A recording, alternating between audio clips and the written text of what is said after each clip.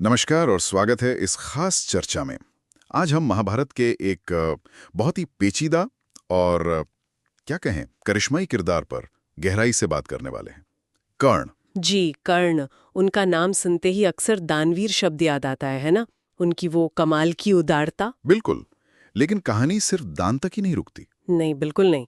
ये तो जन्म, पहचान, समाज की उपेक्षा, वफादारी और आखिर में एक बहुत गहरी त्रासदी की कहानी है। हमारे पास जो सामग्री है आज वो दानवीर कर्ण महाभारत के त्रासदी नायक नाम के एक लेख से ली गई है। हाँ, इसमें उनके जीवन की एक रूपरेखा दी गई है, मुख्य घटनाएं, उनके गुण, श्राप और उनकी जो स्थायी विरासत है उसका एक सार है इसमें। तो चलिए इसी सामग्री के सहारे समझने की कोशिश करते हैं कि कर्ण महाभारत के इतने यादगार और मार्मिक चरित्र क्यों हैं आखिर। बिल्कुल। कर्ण का चरित्र समझने से महाभारत के कई जो मूल द्वंद्व हैं वो समझने में मदद मिलती है। जैसे वो जन्म आधारित पहचान बनाम योग्यता वाली बात, हाँ, व्यक्तिगत निष्ठा और जो व्यापक धर्म होता है उसका टकराव, सही। और ये भी कि कैसे महान गुणों के साथ साथ मानवीय कमजोरियां भी होती हैं। यहाँ जो बात सबसे दिलचस्प है और लेख भी इसी पर जोर देता है वो ये कि कैसे उनके जन्म की जो परिस्थितियां थीं और समाज ने जो पहचान उन पर थोप दी उसने उनके पूरे जीवन को मतलब एक दिशा दे दी। हाँ, और उनकी कहानी में ऐसे कई मोड़ हैं जो सच में सोचने पर मजबूर कर देते हैं। उनकी दोस्ती, उनके वचन, वो चुनौतियां जो उनके सामने आई। बिल्कुल। तो चलिए इस स्रोत सामग्री के चश्मे से कर्ण के जीवन के जो सबसे अहम पहलू हैं उन्हें एक एक करके देखते हैं। तो सबसे पहले ये कर्ण थे कौन। लेख तो उन्हें महाभारत के सबसे जटिल, करिश्माई और करुण नायकों में से एक बताता है। और जैसा आपने कहा, दानवीर का खिताब ये उनकी चरम उदारता का प्रतीक है। सबसे मशहूर किस्सा तो बेशक उनके जन्मजात कवच और कुंडल के दान का है, जिस पर हम आगे बात करेंगे। हाँ, वो तो है। तो लोक लाज के डर से उन्होंने जन्म के तुरंत बाद कर्ण को गंगा में बहा दिया। यहीं से वो पहचान का संघर्ष शुरू हो गया। बिल्कुल, यहीं से उनके जीवन की वो पहली विडंबना सामने आती है। उन्हें नदी से अधिरथ नाम के एक सारथी और उनकी पत्नी राधा ने बचाया और पाला। हाँ, तो जन्म से क्षत्रिय पर पले बड़े एक सारथी परिवार में, और उस समय के समाज में ये दर्जा क्षत्रियों से नीचे माना जाता था। और ये पहचान का द्वंद्व ये उनके साथ जिंदगी भर चला। लेख में ये भी है कि उनका नाम कर्ण शायद इसलिए पड़ा क्योंकि वो कानों में दिव्य कुंडल पहने जन्मे थे। और ये सामाजिक पृष्ठभूमि मतलब उनका सूत पुत्र कहलाना ये उनके जीवन पर एक साये की तरह रहा हमेशा। हाँ, लेख इस बात पर भी रोशनी डालता है कि इसी वजह से उन्हें औपचारिक शिक्षा, खासकर शस्त्र विद्या हासिल करने में बहुत दिक्कतें आईं। बिल्कुल। और इसी बाधा को पार करने के लिए उन्होंने एक रास्ता निकाला जो बाद में उनके लिए महंगा पड़ा। परशुराम वाला किस्सा? हाँ, उन्हें परशुराम से शिक्षा मिली, लेकिन परशुराम तो सिर्फ ब्राह्मणों को ही सिखाते थे और क्षत्रियों से नाराज रहते थे। जी। तो लेख के मुताबिक कर्ण ने खुद को ब्राह्मण बताया और उनसे ज्ञान हासिल किया। ये अपनी पहचान छुपाने का एक बहुत बड़ा कदम था। और ये उनकी वो जो सम्मान पाने की तीव्र इच्छा थी उसे भी दिखाता है। लेकिन ये छिपाना ज्यादा दिन चला नहीं। नहीं, वो एक बड़ा मशहूर प्रसंग है जब गुरु परशुराम कर्ण की गोद में सिर रखकर सो रहे थे। हाँ, वो कीड़े वाला। हाँ, एक कीड़े ने कर्ण की जांघ को बुरी तरह काट लिया, खून बहने लगा। पर गुरु की नींद ना टूटे इसलिए कर्ण दर्द सहते हुए भी एकदम स्थिर बैठे रहे।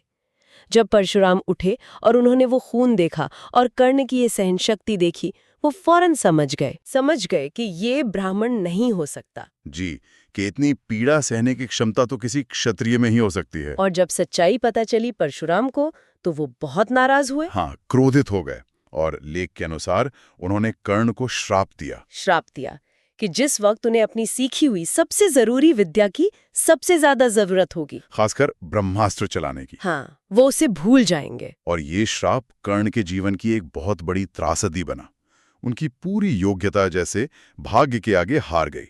ये श्राप और उनके जन्म की वो सामाजिक स्थिति का दंश, सूत पुत्र होने का ताना, ये उन्हें जीवन भर झेलना पड़ा। उन्हें बार बार सबके सामने अपमानित किया गया। लेख भी इशारा करता है कि शायद इसी लगातार अपमान ने उनमें वो सम्मान और स्वीकृति पाने की एक जबरदस्त भूख पैदा कर दी थी। और यहीं पर दुर्योधन की एंट्री होती है उनके जीवन में। हाँ, दुर्योधन का आना कर्ण के जीवन का एक टर्निंग पॉइंट था।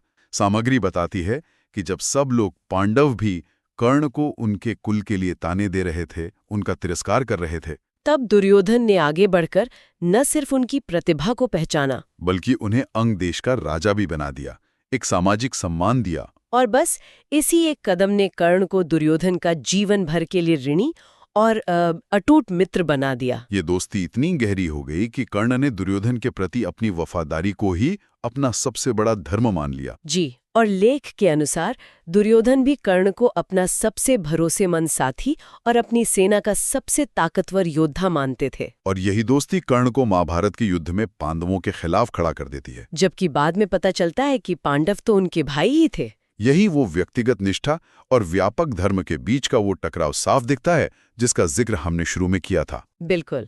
चलिए अब कर्ण के जीवन के कुछ उन खास घटनाओं पर आते हैं जिनका जिक्र इस सामग्री में है। सबसे पहले तो वो उदारता वाली बात, कवच और कुंडल का दान। हाँ, ये घटना तो कर्ण के दानवीर चरित्र को जैसे स्थापित ही कर देती है। कहानी ये है कि अर्जुन के पिता देवराज इंद्र एक ब्राह्मण का भेष बनाकर कर्ण के पास आए और उनसे उनके जन्मजात दिव्य कवच और कुंडल दान में मांग लिए। जी, इंद्र असल में अपने बेटे अर्जुन की सुरक्षा के लिए चिंतित थे, क्योंकि ये कवच कुंडल कर्ण को लगभग अजेय बनाते थे। और कर्ण को पता भी था, सूर्यदेव ने उन्हें पहले ही बता दिया था कि इंद्र छल करेंगे। हाँ, उन्हें आगाह किया गया था, लेकिन कर्ण का प्रण था कि उनके दरवाजे से कोई याचक खाली हाथ नहीं लौटेगा। तो जानते बूझते हुए भी उन्होंने अपने प्राण रक्षक कवच कुंडल दान कर दिए। बिल्कुल। ये काम उन्हें नैतिक रूप से तो बहुत ऊंचा उठाता है, पर युद्ध के मैदान में उन्हें कमजोर कर देता है। ये भी उनके जीवन की एक त्रासदी ही है। उनका सबसे बड़ा गुण ही उनकी कमजोरी का कारण बन गया एक तरह से। इसके बाद कुरुक्षेत्र युद्ध में उनकी भूमिका, वो तो जाहिर है बहुत अहम थी। वे कौरव सेना के महारथी थे, एक मुख्य स्तंभ। लेख उनके युद्ध कौशल, उनकी धनुर्विद्या की बहुत तारीफ करता है। उन्हें अर्जुन का एकमात्र योग्य प्रतिद्वंद्वी माना जाता था। और युद्ध में उन्होंने अपनी वीरता दिखाई भी खूब, कई योद्धाओं को हराया। लेकिन जैसा कि लेख बताता है, कई श्राप और हालात उनके पतन का कारण बने। एक तो परशुराम का श्राप था ही, जिससे वो अहम मौके पर ब्रह्मास्त्र चलाना भूल गए।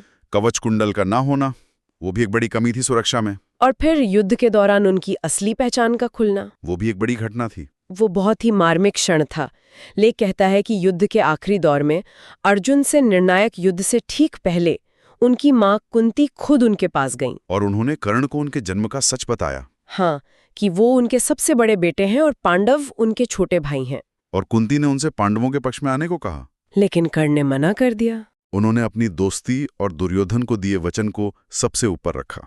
लेख इसी बात पर जोर देता है कि कर्ण ने अपनी निष्ठा और वचन को कितना महत्व दिया। हालांकि उन्होंने कुंती को ये वचन जरूर दिया कि वो अर्जुन के सिवा किसी और पांडव को नहीं मारेंगे, ताकि कुंती के 5 पुत्र हमेशा जीवित रहें, या तो वो या अर्जुन।